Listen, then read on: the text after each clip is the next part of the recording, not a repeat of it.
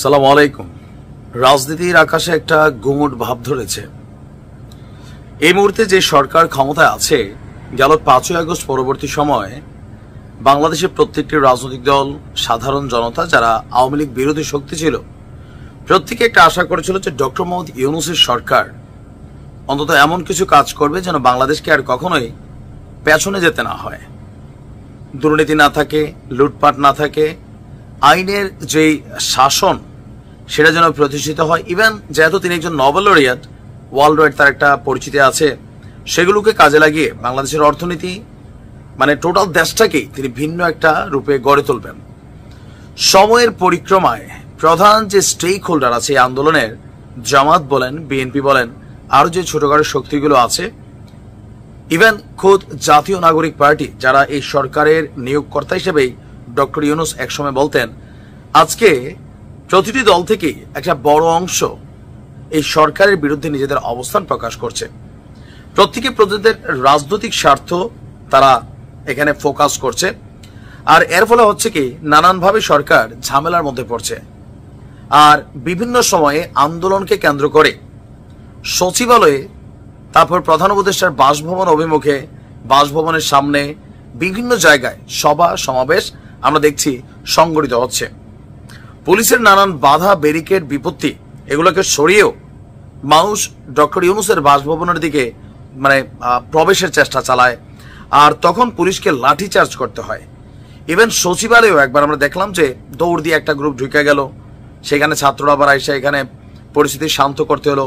এই টোটাল পরিস্থিতিকে শান্ত করার জন্য বা এমন ঘটনাগুলোর যেন পুনরাবৃত্তি না ঘটে আমাদের একটা সিদ্ধান্ত নিয়েছে ডিএমপি। কেউ কেউ বলছেন যে এই মুহূর্তে ডক্টর ইউনূসকে ভয় পাচ্ছেন যে তার বিরুদ্ধে কোনো দুর্বার আন্দোলন অথবা বড় কোনো একটা ঘটনা ঘটতে পারে কিনা। কথিত আছে যে শেখ হাসিনার একটা ভীতি ছিল সেনাবাহিনী নিয়ে অলওয়েজ। তো দিন শেষে তিনার যে পতনের একটা প্রধান মূল কারণ হচ্ছে সেনাবাহিনী তার একদম শেষ মুহূর্তে জনগণের পক্ষে তারা অবস্থা নিয়ে বসছিলেন, যার কারণে শেখ হাসিনা সরকারের পতন হয়েছিল। ফাইনালি কেউ কেউ কানেক্ট করার ট্রাই করছেন যে সেনাবাহিনীর মাধ্যমে তার পতন হয়েছে। তো এই মুহূর্তে ডক্টর ইউনূসের আসলে কিসের ভয়?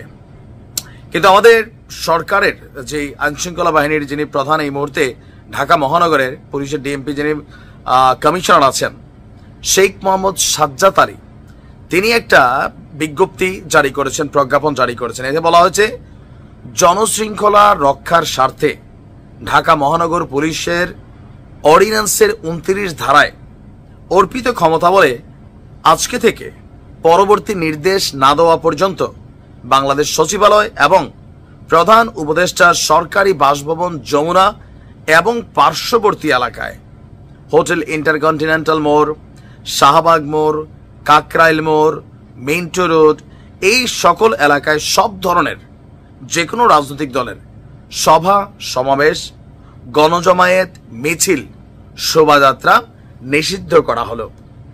এর আগেও আপনার একটা নিষেধাজ্ঞা জারি করেছিল আমাদের ডিএমপি, কিন্তু সেই নিষেধাজ্ঞাকে উপেক্ষা করে মিছিল মিটিল করছিল আপনার আন্দোলনকারীরা।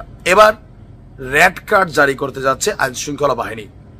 বলে দেওয়া হয়েছে যে এই নিষেধাজ্ঞা অমান্য করে সেখানে যদি কোনো ব্যক্তি, দল, বিশেষ গোষ্ঠী যারাই কোনো ধরনের জমায়েত, মিছিল, মিটিং, সমাবেশ করার ট্রাই করে, তাহলে পুলিশ সর্বোচ্চ শক্তি প্রয়োগ করে ছত্রভঙ্গ করবে।